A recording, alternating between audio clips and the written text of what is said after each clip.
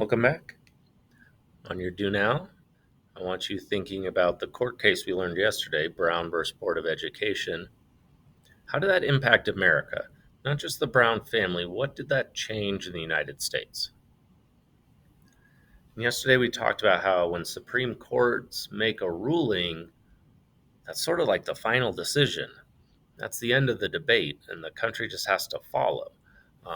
So when the Supreme Court ruled that segregation in Topeka, Kansas, schools was illegal, they're saying segregation is illegal, that separate cannot be equal, that any forms of segregation are wrong and should not be allowed, not just because of schools, but for issues around racism and opportunity and oppression, that all segregation is illegal. And yesterday we talked about how um, a lot of states in the South just did not accept this. They were going to fight back and keep segregating and fighting to keep African Americans down. And a lot of the civil rights movement that we know of in the 50s and 60s is going to come out of this push to desegregate, to end segregation, for these southern states to actually follow the law that they're supposed to be following.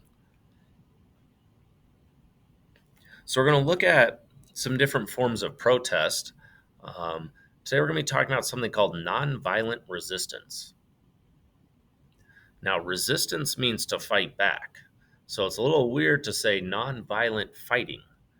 But that's essentially what it is. It's a peaceful way of protesting, coming up with a way to fight back against a system that is racist without physically fighting, not being violent and killing people, but still demanding change. Another form of protest is called civil disobedience. This is when you protest a law by breaking it. You do something you know is against the law, but you think that law is immoral and wrong. Right? So if there's a law that forced segregation, you could peacefully protest and commit civil disobedience by violating that segregation law. So there's going to be a lot of aspects of this peaceful protest, lots of marches with signs and rallies at capitals and important places. There's also going to be sit-ins where people go to places that would be illegal for African Americans to go, and they're going to sit down and refuse to leave until they get served. Today we're going to talk about a different form of protest called a boycott. A boycott is when you refuse to buy or use a service as a form of protest. All right, so if people decided, well, they don't like the way Walmart's treating their employees, we're going to boycott Walmart. We're going to refuse to buy Walmart stuff. And Walmart is going to be forced to change, not because they agree with what you're saying, but because you're costing them money. They're losing out on their profits, so they're going to change their ways to try and get you back as a customer. So a boycott, I mean, you hope people change their mind, but really it's about hurting them financially and showing them that you have power and forcing them to change.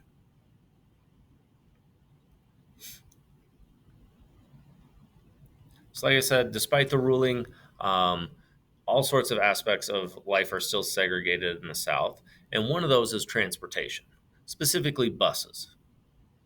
Now, back in the 50s, not as many people owned cars, especially not African Americans, and buses were much more common, especially in the southeast area of the country. So these buses were segregated.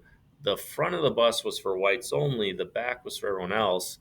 And when the bus filled up, African Americans were expected to give up their seat for white passengers.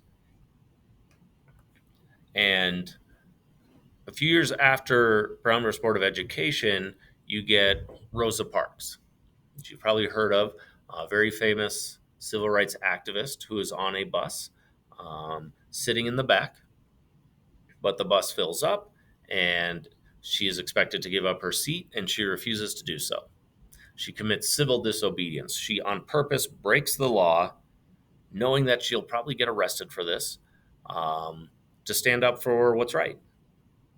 And she does. She gets arrested and put in jail. And she's not the only one. A lot of women during this time were getting arrested for refusing to follow the segregation laws. And this is where Martin Luther King Jr. shows up. He is in the same city as Rosa Parks, Montgomery, and he's going to be the leader of the protest after she gets arrested, um, to fight back against this system. And they do what we call the Montgomery bus boycott, where they refuse to ride the bus until it becomes desegregated. And they get, all the African Americans in the city to agree to this, and they all refuse to ride on the bus. Now, they know this probably isn't going to change a lot of people's minds, but the city's going to start losing a lot of money, right? All those passengers every day would pay, they're losing that money now. So if they want these buses to run, they want the system to work, they want to make money, they need to get these passengers back. The only way they can do it is if they desegregate. And this goes on for a long time, months and months of this, where African Americans are walking, carpooling, and refusing to ride the bus. Here's some examples of segregated buses in the South during this time. Here's Rosa Parks as she's getting booked for breaking segregation laws. Here's Martin Luther King standing outside one of the buses that he is boycotting and protesting against. And here's one of those buses without any African Americans on it. The city of Montgomery had buses running, and there was basically no one on there. A lot of white citizens refused to ride as well. They were part of this protest and demanding that these systems change. There's examples of people walking, driving in carpools, things like that. We got a few videos we're going to watch as a class. You can pause this video. Our activity today is to read different perspectives. So people who were actually there during this time, what do they think? What do they have to say? So you're going to read some of these documents, and then analyze and try to answer a few questions about these different perspectives.